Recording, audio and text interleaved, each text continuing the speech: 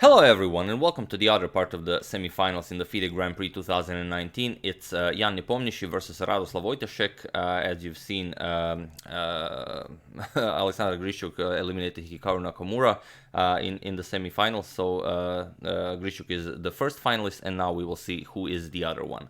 Prior to this, 5 games have ended in a draw between Nepo and Radek. First 2 classical games, then 2 rapid games, the 25-minute ones, and then the 1 10-minute rapid game. So this is the other one where Nepo now has the white pieces, and Radek really has to hold it to go into blitz, and then maybe even Armageddon. So we do have one photo, compliments of Niki Riga. There you have it. It's not from this game, it's from the previous one, as here Radek has the white pieces, but there you have it. Everything is in order. Nepo has his little chunky bottle of water. Radek did not bring any refreshments, which can often be, a fatal mistake, as when things really get heated up during a chess game. You definitely want some refreshments, either some nice water or at least some light juice. But okay, that being said, let's check out this very nice game. Nepo with the white pieces opens with e4. We have c5, the Sicilian defense, knight f3, d6, and now bishop to b5 check, the Rossolimo. With knight to d7 blocking, and now d4. C captures on d4, queen captures on d4, as the knight has already been developed here. The knight cannot come to c6 to attack the queen, so you will not be losing any tempi here.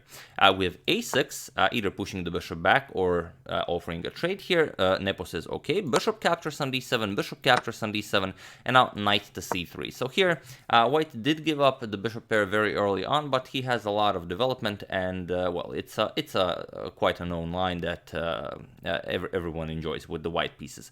And here e5 by black. Here Radek doesn't want to allow Nepo to charge with e5. There is one game in the database, it was played some 2 weeks ago, rook to c8 was played in, Ivan Šarić played it with the black pieces against Wayne Jones, and Jones immediately attacked with e5 and won a very nice game with the white pieces.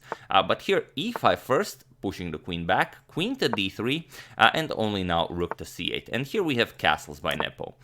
We have h6 by black, and now comes knight to d2. This knight has some plans of coming all the way to f1, and then, depending on what black plays, either to g3 or e3 or whatever, Queen to c7, and here there are a few games in the database where, I believe there's one game in the database where rook to e1 was played, and there are several where rook to d1 was played, rook to d1 being the main move, and most notable games being Linear Dominguez versus Jeffrey Sheong, which ended in a draw, and Luke McShane versus Nils Grandelius, where Luke McShane won a very nice game with rook to d1. But here Nepo goes h3, and it is of this moment, move 11, that we have a completely new game on our hands. So let's see how Radek deals with it, and it's not the greatest position to be in. You're in completely new position. You have to defend against Nepo, who is just a beast with black pieces, and well, it's a rapid game, so there's not all that much time to think about stuff. Knight to f6, developing. You want to play bishop to e7, maybe castle, and do something about your weak d6 pawn, as you don't want it to stay there forever. With a4 by Nepo, preventing any queenside expansion from black. Also, a5 might be an idea, grabbing even more space on the queen side. Bishop to e7, and now rook to d1. We have castles by Radek, and now knight to f1. So now you can see that Nepo is starting his maneuvering with the knight, and here Radek says, okay, you just, do your knight maneuvering, but I'm gonna play d5. And it's a very nice idea. Well, it can and might not be a pawn sacrifice, depends on what white plays. But here Nepo grabs it with e captures on d5, and now knight to e8 by Radek, preparing knight to d6 to create this very nice blockade. He wants to go knight to d6, push f5, and then go just, e4, f4, and start an attack against the white king. Which, if you try something, let's say knight e4, you're gonna get knight to d6, and now even if you trade bishop captures, you have to do something about the c2 pawn as well, for example c3, now you're gonna get f5, and black will get a lot of counterplay for this gambited pawn.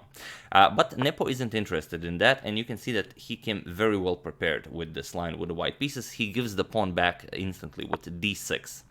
So what's the idea behind d6? Well, first of all, Nepo now clears the d5 square for his knight, and it's all, I mean, in pretty much every line of the Sicilian, you want your knight on d5.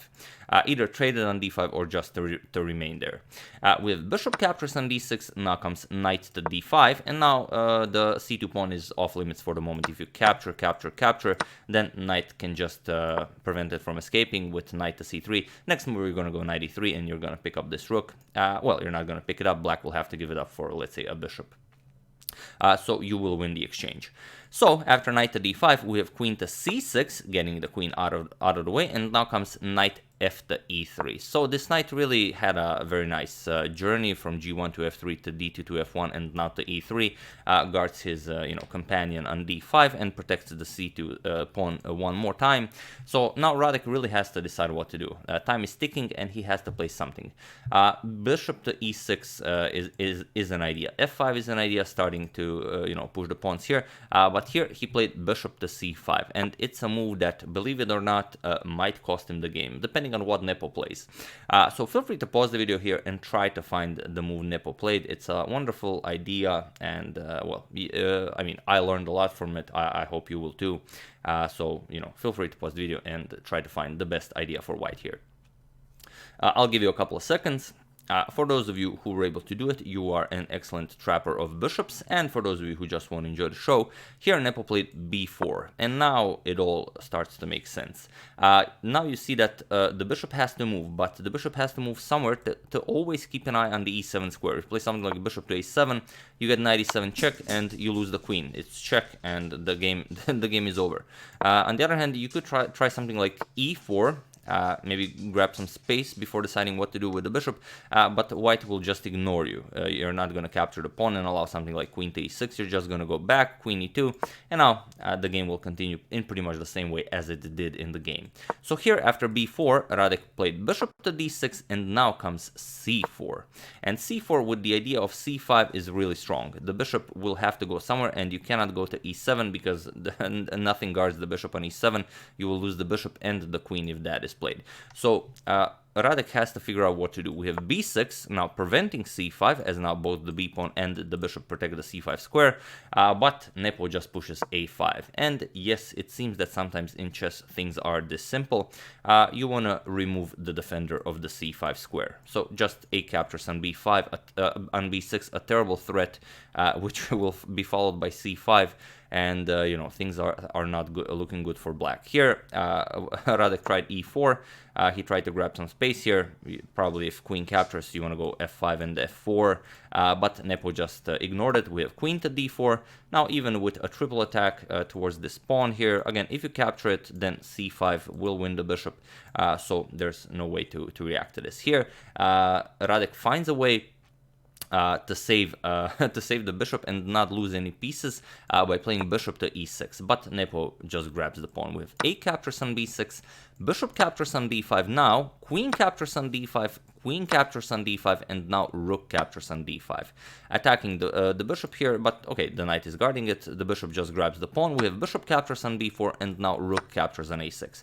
And now after you count everything, it would seem that okay, black didn't lose any pieces. It's a bishop, it's a knight and bishop against the bishop and knight, but white does have two connected pass pawns on the queen side. They're not connected yet, but they might be.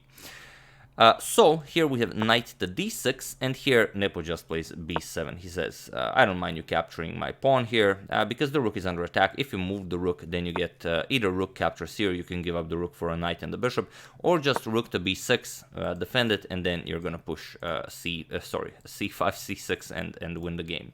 But here after b7, Radek captured the pawn, but it doesn't help him, as Nepo just played rook to b6, and it was in this position that Radoslaw Wojtaszek resigned the game. He resigned because he either loses a knight or a bishop, and he has no compensation whatsoever for any of it. And being down a piece in an endgame against any grandmaster is in itself a defeat. But against someone like Nepomniachtchi, it really makes no sense. So that's the game. I do hope you enjoyed it. And here I was thinking about using something Nepo said after the game, that when they asked him what does he expect from the finals, as now he will face Alexander Grishuk in the finals, and he said that the one thing he expects the most from the finals is Alexander Grishuk's interview after the finals, as you know, Grishuk is always on fire during the giving of the interviews. But yeah, it's gonna be a really an awesome fight. I really hope it doesn't end in the classical time format. I really hope they go into rapids and maybe even blitz. It's gonna be just awesome.